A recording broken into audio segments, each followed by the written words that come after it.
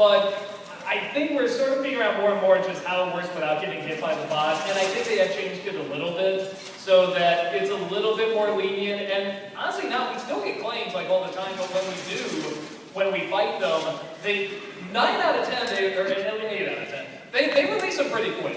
You know, and it seems like some of the studios are really catching on, especially, I mean, honestly, if you have like a following, but I think if they really do watch it, be like, oh, this was a mistake. And I think partly because we didn't make such a big fuss about it, which we don't like to do. We don't like to take our business and throw it in your faces. We really think it's a private thing, but we're just getting no money. We're getting no income for like a solid month.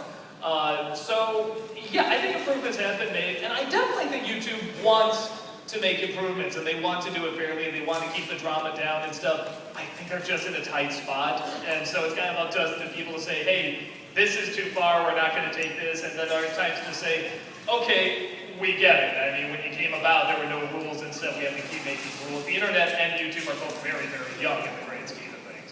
So yes, progress has been made, there's always been a few steps backwards too, but the fact that any progress has been made, I think, is still progress. I think that's definitely a good thing. Movie recommendations, if you don't mind. Sure. What are you gonna do, Mac and Me? And my favorite movie of all time, as a kid, Bill and Ted. Bill and Ted is one of those that's always kind of on the list. I feel like I have to do both of them at the same time, because they're both so strange, and I always keep pushing it back, but I don't know, maybe one of these days, because I like both those, but I really like the first one. Second one's not good, but I have a soft spot for it. And then Mac and Me, I don't know, we'll have to see. I've seen the movie, I know it's batshit insane, I know, but nothing grabs me in terms of like a lot of really funny jokes. So, I don't know. If something really finally gets inspired in my head and says, hey, do Mac and Me now, you have some great ideas, I'll do it, but for now, I'm just gonna try on the idea. So, but we'll see what happens. Okay, before I go, I'll say Sparkle, Sparkle, baby, in the chopper. Get to the chopper! Have you seen the cartoon series Johnny Test? What's it called? Wait, I couldn't hear it. Hold on. Johnny Test. Johnny Test? Yes. Whatever it's called, no, I haven't. Well, remember the Magic Journey movie review? Oh, the Magic Voyage, yeah. Yeah. Well, remember that complaint where it's always noise? Just noise, it's like a show of that? Yes. Just imagine that for several seasons. And also on that Bionicle movie I gave you, the main villain, who has this great villain voice, it voices a character called Bling Bling Boy in that show. Okay. Man, I love the post-traumatic stress disorder it's given everything. I've never seen this show, but I love the reaction it's had. No, I have not seen it, but I will definitely try to check it out. Cool. Take care, man. Hi. So, like, second time I saw you today, one of the million people at the signing earlier. So, a question that I had, after seeing one of the more recent videos within the last year, I think like about a month ago, on clock stoppers. On the topic of, just sort of like late 90s, early 2000s, like spy movies and everything, really randomly, like, threw in a quick little snapshot of a show dear to my childhood, Codename Kids Next Door. And I was just really surprised to see, someone as prominent as you from the age sort of briefly acknowledging its existence, even just through a picture. And I was wondering how familiar you were with it, and not super familiar, but how do I put it? It's kind of like all of you know what Dora the Explorer is, but you're not going to be, oh yes, I'm brushed up on my Dora the Explorer. It's like, no, you might know a couple, you might know boots, you might know the map, you might know a couple, but you're not going to be an expert on it. It's kind of the same thing with that, but I do know it has a huge following, a lot of people really like it, and I know when we got free summer to do Penny Gadget for the Inspector Gadget Christmas, everybody was like, yeah, Codename Kid Next Door, she's doing, the kid character in there. It's just like, oh, okay. you know, because I guess the voices are very similar. So it definitely has a really strong following, but I haven't seen that much of it. What I did see was fine, you know. I will say this, if you're ever looking for another thing to do a vlog series on that's not necessarily... I can't get to the ones I started, man. If you're ever looking for something new to get into, I think you and Rob would have a great time with that. There's lots of pop cultural references. I think Rob's more familiar with it. I think he was saying, like, he saw it a few episodes once when he was at a con or something. He actually said it was a very clever, cute show. Yeah, it is. So, yeah, I mean... It'd be worth it. It's for Unlikely to vlog, but you never know. I might check it out in the future. So, yeah, we'll see what happens. Yeah, thank you. Absolutely. Hello there, critic. Literally walked by me while I was in line. Okay. Are you ever considering reviewing Tremors? We really want to. We always say we want to save that for Halloween, but then like other Halloween movies pop up where it's just like, damn it, we need to get to this movie. I know, and there's so many sequels. I mean, I know, we legitimately kind of like the first movie. I mean, it's really stupid, but it's really clever too, and suspenseful and stuff, and so we do want to talk about it. I might just say, screw it, I'll just review it like sometime when it's not Halloween. But yeah, we do want to get to that movie. It is on the list, you know, it's just when do we get to it. So Perfect. yeah, definitely some point. How about pro wrestling narratives? 80s and 90s had some great pro wrestling. Why not? I don't even like good wrestling. I'm just not the guy to ask about. I like wrestlers after they leave wrestling. You know, I love The Rock now. I love Andre the Giant when he wasn't Andre the Giant. You know, the only, you know, even Sergeant Slaughter, I loved him much more in G.I. Joe than in the ring. So, I mean, but people that love it, I get it. Oh, it's fake, you know, yeah, duh, you know, I get that. You know, but it just doesn't grab me. I just have no interest. And you know, God bless you if you do. I know there's a great art to it. It's just not for me. So yeah, I'm probably not going to review anything connected to it. Thank you, though. Man, I shut you down fast. I'm sorry, man. You just had like this whole build-up. I'm just like, no! Long-time fan, also part-time critic. And I had a question, but please start out. From what I've observed, since January through now, you have been on fire. Like, many of your jokes are getting spawned. You've been, like, so on point. I think. Well, have you read the YouTube comments? They would disagree. I just think your wit has not been sharper. It's, like, just, again, on fire. And I wanted to know, what's this, where did you find this, like, new invigoration? I mean, thank you. Let me just brush off. Okay. I don't know. I'll say this. It just kind of comes from trying things that are new. I mean, that's one of the reasons we ended the critic the first time is because we just felt it was getting repetitive and there wasn't time to come up with new stuff.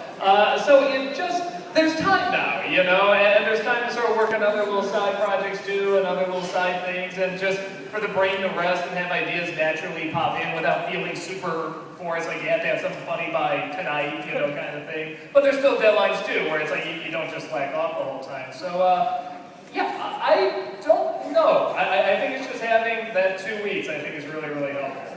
All right, all right. Ask on behalf of a friend who actually introduced me and her other friends to you in the first place. She's a big fan of yours.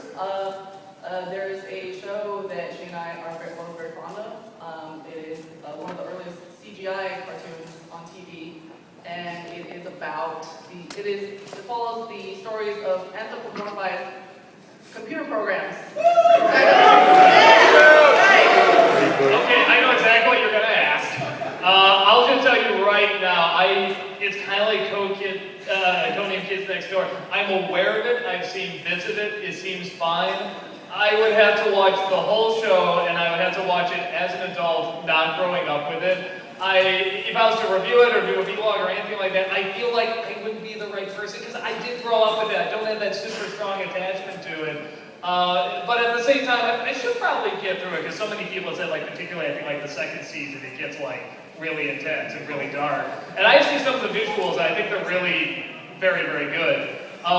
So at some point, maybe I'll watch it all the way through, but in terms of a review, I'm not the guy. It's kind of like asking me to, you know, do like a best of Tsunami or something. I did grow up with it, I'm not the person to ask. And I feel like it'd be a disservice to the material, because I feel like you all have an understanding of it that I just cannot have, and that's wonderful, and I would love to represent it. Somebody either has or will represent it even better than me. So that's kind of my thought. It'd be serve a disservice to the actual, you know, show itself, especially when they have such a strong connection with people. Okay. Hi, time for a serious question. So, Hold on.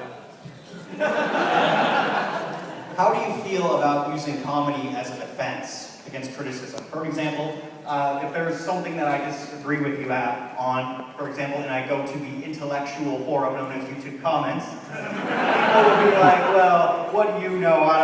This is funny and I enjoy watching it, so whatever he's reviewing really must suck. And at the same time, I know that your show is comedic and spirit and everything, but at the same time, there are other people that use comedy as a weapon more than anything to push an agenda. For example, John Oliver or Stephen Colbert, they might say something such as, we should have universal fixed income. And if anyone were to critique it, I you'd see say, what you're saying. oh, I was just joking. I I'm got what funny. you're Don't take me seriously. By the way, abortion is great. Yeah, no, I know what you're saying. Like, sorry, especially recently, I feel like, you know, and we don't like waste the fair use of stuff. We can't answer. You've never been, you know, trying to push an agenda. I don't know. It is tricky because a lot of people do say, you know, oh, just keep the comedy. I want you to get away, you know, from kind of the real world and get comedy. But comedy, just by its creation, is, you know, it's a coping mechanism. It is kind of defensive. It's taking something negative and trying to turn it into something positive. You know, trying to find the humor in something. So it kind of seems like they're trying to take that to the next step. They're trying to, through comedy, actually make something good, not just make you feel good, but accomplish something good. But I know where you're coming from too. It's like, well, why do they always have to push, you know, a political agenda? But at the same time, you do have to kind of go, well, why not? At the most, you can say, you know, disagree with it. Is that 5 or 10? 5? Okay, cool. So it's a very good question. And you know, I don't have an answer. I can't say if it's good, I can't say if it's bad, because again, it depends on where I lie politically or whatever my thoughts are. So I don't know. I would say it has to really come from a place of wanting to help and wanting to do the right thing and really understanding comedy as well. Because I definitely see people try to push agendas like I'm not a Michael Moore fan. I don't think he's funny. I think a lot of his stuff seems way too skewed to a point where I can't side with it. Michael Moore. Michael Moore. Yeah, where I can't really, you know, be on his side, even though sometimes I agree with him. You know, but I can watch somebody like John Oliver and really be like, well, that's really interesting. I can trust this guy more than Michael Moore. You know, and just based on gut feeling, you know, it's a good question. I don't have a good answer.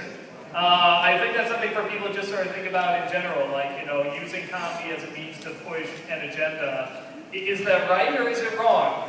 I think it can be both. I don't know why, if that makes sense. I don't know what makes it right, what makes it wrong, but I know that it does, and I can't explain why. I don't have an answer to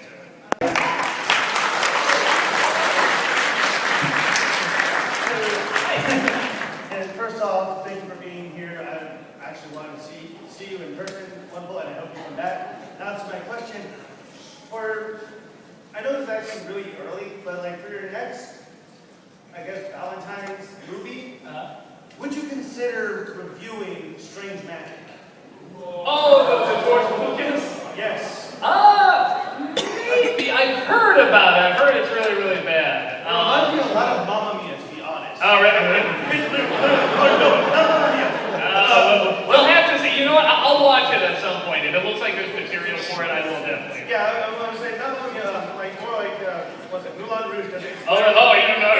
Literally, Strange Magic, it is literally everything is love or some form of it. I gotcha. Awesome. I'll definitely check it out. Thank you. My question, I love the top 10 Nick Cage embarrassing jokes. You don't say. But anyway, my question is, around what episode was it that you realized that you stepped in the circle of like content creators like Joe Vargas and James Wrong? Grown-up folks that. Well, Joe Vargas is pretty easy because he started off with press first. But no, I don't know. I never compared it like that. It was more like when I went to a convention, I saw people dressing up like me. I was like, whoa, like something happened here, but it isn't exactly clear. And that was the biggest milestone to me. That's like the holy smokes, like. This has kind of happened. This is really strange and really amazing. Like, people are actually dressing up like me because they want to. So I guess I'd say that was the first big, like, holy smokes, like, this is really loving, this is really amazing, and I am really, really blessed to have this life when you see that you're having it affect people want to wear your clothes, they want to be what you're doing.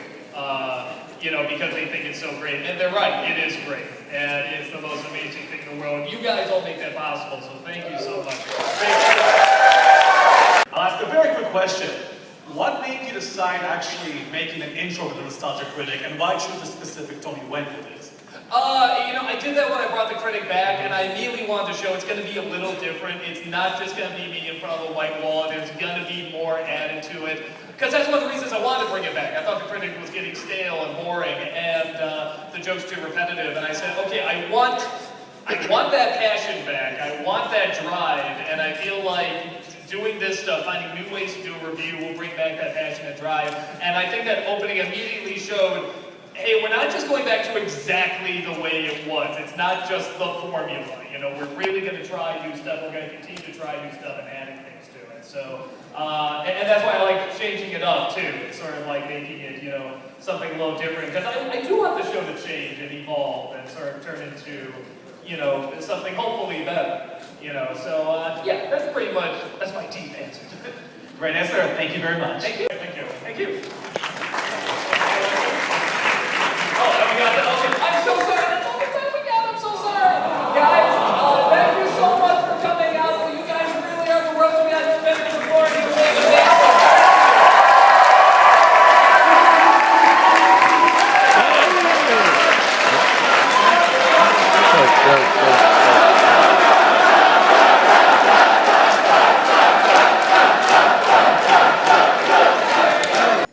Alright, so back out on the street.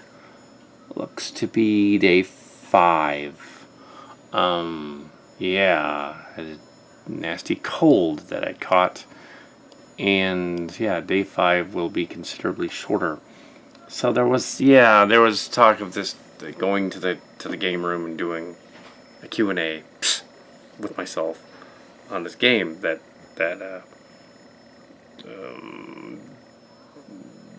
because of the cold, missed out on the connections to even bother with it. Here we have praying to that reason. It's all about me. It's all about me. Filming me. Walking through. On the final day of Fanime. Well, the airplanes go overhead. Filming me. So, anyway, I don't want to see just me. Even though it's all about me. I'll catch you. Lie. That was not such thing.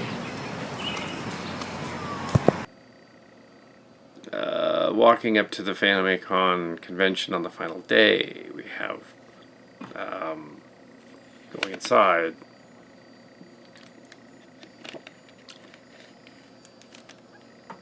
Yes, all in all, a very good convention. Exciting, but yes, it sucked to catch a cold near the end of it. The con plague, someone called it, and have that completely bite the entire thing, maybe the butt.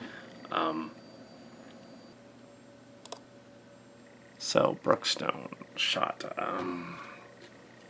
So yeah, the con plague cold. Pretty much killed all of the story ideas, plans, everything else. Yeah. So there's that. So, yeah. So there was a plan to do like some of Doug Walker's. Well, he wasn't gonna do them necessarily, but some of his movie listings and things do that, and he'd mentioned, some fans had mentioned Reboot and Strange Magic and Mac and Me, Zathura, which I could do eventually, at least one of those, but I don't think they wanted me to do it. I think they wanted him to do it, and put like his own spin on it. It is funny that the Calicat show, being a local celeb thing, is they don't know how big it is when they see it. So they go to it, and it gets views, but it doesn't get a lot of subscriptions. Unlike Nostalgia Critic, which does, because, well, they have Patreon and all that. They have more commenters. Even though my channel's been around as long, it just hasn't been as famous as long. I would say, really, it's starting up there, even though we've been covering stuff like this for years. It's starting to be noticed this year, and near the end of last year it started to. So it's late 2015, early 2016, started to get noticed. But before then, it's been around since, Weird Kitty 07's been around since 2007. It predates the Calicat show, which was on the other channel. Yeah.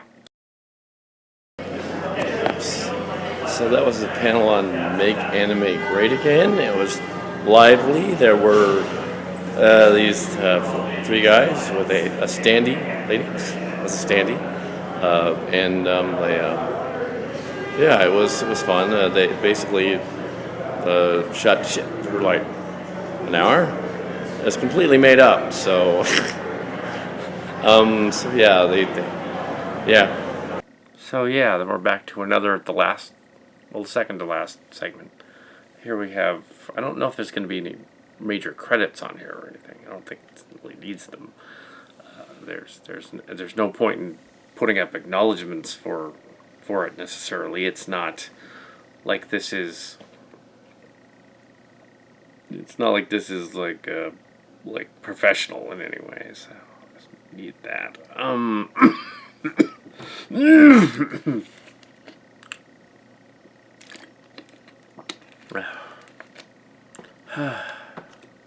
So yeah, it's not like it's professional either. The bay window reminded me of the Millennium Falcon window. But yes, the art museum. Some of the earliest Calicat classes, so to speak, were at the art museum in San Jose State, and later on. But so yeah.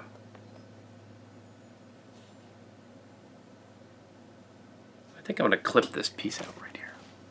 I don't need this in here. This whole, I don't need that. So I'm going to go back to, so 147, there's just some stuff and talking, and back to the art gallery. The art gallery, back.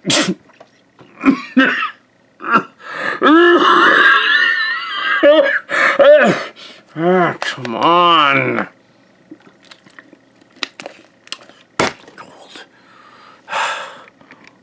So they, so in the end, when things were going out, they just kind of left things and paused at things. And, I don't really think anyone I actually knew was there, but maybe they were. There weren't any necessarily any secrets or really any major bloopers, really. Yeah, just commenting on where I was going to the closing ceremonies, and yeah, I'm gonna get to the closing ceremonies, and there were a lot of other people there besides Walker.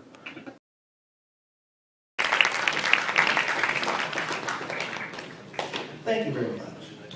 All right, our next guest of honor. Did you all go to Artist Alley and go see her?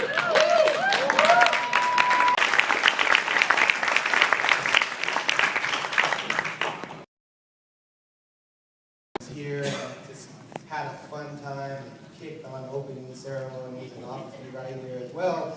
So please welcome to the stage the nostalgia critic, The Walker.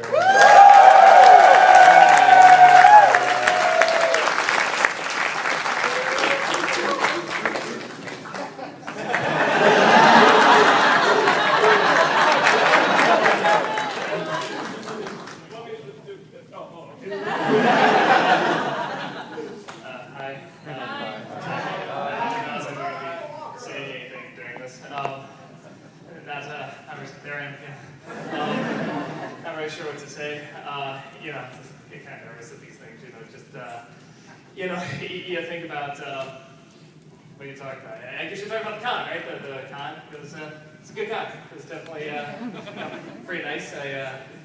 You talk about what you like about it, right? So I guess I like the people. The people are really nice. You know, you just come up to them and they'll applaud like that. You know, and sort of get everyone else going. You know, they'll sort of get the hands going. They'll sort of applaud more, especially one guy is up there really.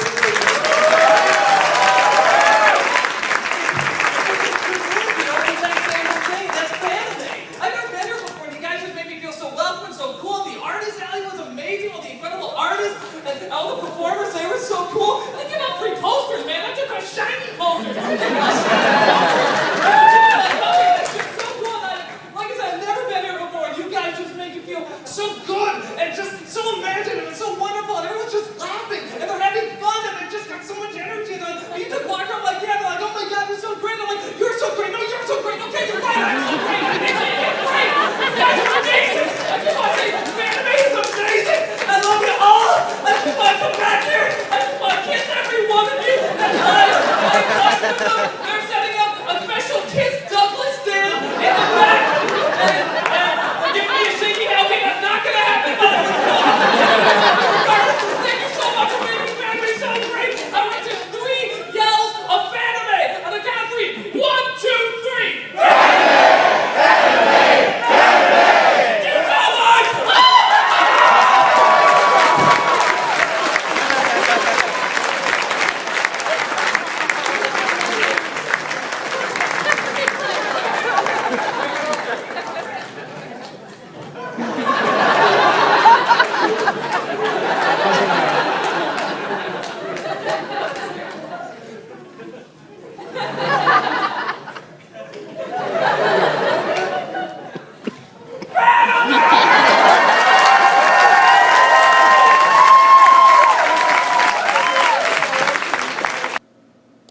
We're gonna come to the end of this clip show.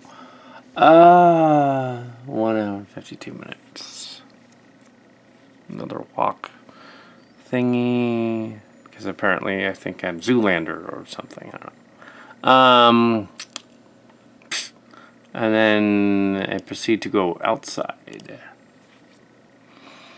And yeah, that's pretty much it.